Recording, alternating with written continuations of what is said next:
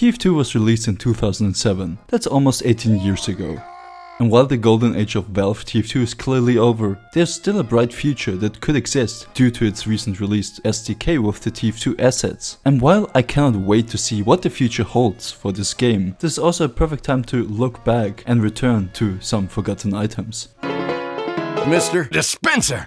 Hello everyone, Mr. Spencer here. It's almost been a year since I released the last Forgotten Items episode, and well, that's way too long. Today I actually have a bit more well-known, but still super interesting one, chemistry sets. But before we go any further, I have a Discord. Go check it out if you want, and maybe join down in the description below. Anyway, let's talk about this episode's Forgotten Item. You ever seen this red text in the game? This is actually a collector's item. And if you never heard of it, I don't blame you. Collector's items like Strangers, Vintage, or Genuine are a quality of item. You could get them through the chemistry sets. But quickly, before we go any further, a side note to the different qualities, because except Strangers and Unusuals, they are all rather unknown or retired on newer items. So normal items are stock variants of items, so your normal wrench, shotgun, grenade launcher, something like that. Unique ones are awarded through the drop system, achievements, the main co-store, or crafting. That's like your standard hats or unlockable weapons. Vintage items were obtained before the main economy update. So basically all previous unique items before the update were switched into vintage items after the update. Genuine quality are just promotion items. Strangers and Unusuals can still be unboxed. Haunted can be obtained during Halloween with contracts and transmutes. Decorated quality are war paints. Community quality is awarded from Valve to individuals who had made a significant valuable contribution to the game.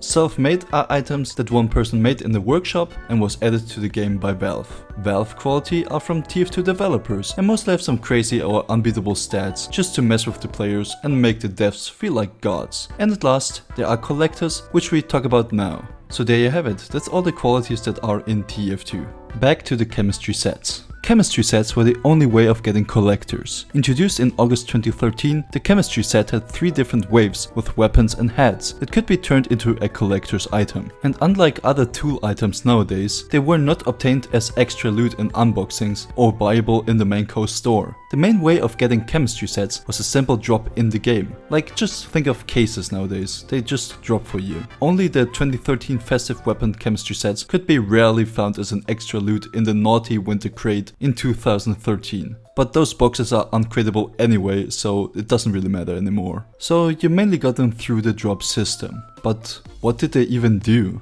There were 2 types of chemistry sets. First, as I said, it was the only way of getting the collector's quality for hats and weapons. But then there's also the Strangifier. Like the name says, this was basically something like a Killstreakifier, making the redeemed items strange. And I think the Killstreakifier is the best way to describe how the chemistry set worked. Basically, the UI of the chemistry set and the Killstreakifier are just the same. If we take a collector's item as an example, the chemistry set needed 200 of the same item fused into the chemistry set, resulting into a collector's item. So yeah, you needed a truckload of items to get a collector's. But how did they become a forgotten item in TF2? That we actually don't know. They were never officially faded out. Kinda like Halloween spells, they were quietly cancelled and never brought back. We can only speculate when that happened, by analyzing backpacks and seeing when the drops ended. And that resulted somewhere in summer 2014. But then again, it was never mentioned in any patch notes. Chemistry sets were really something cool and unique. I can't stop thinking that these items could have at least stabilized the TF2 economy a bit, at least in the long term. Because you have to put so many items into it to only get one. Why did Valve fade them out though? We may never know. Maybe they just wanted to make it more special and exclusive.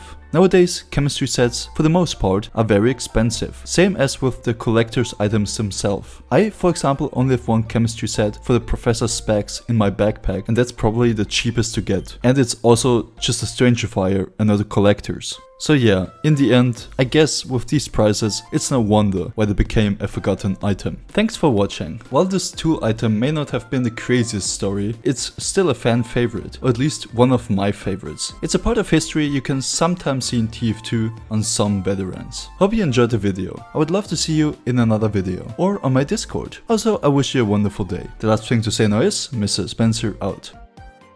Thanks so much to probably Tilly for the footage of the Collector's Bison, and Zeke Notek for the level 3 membership.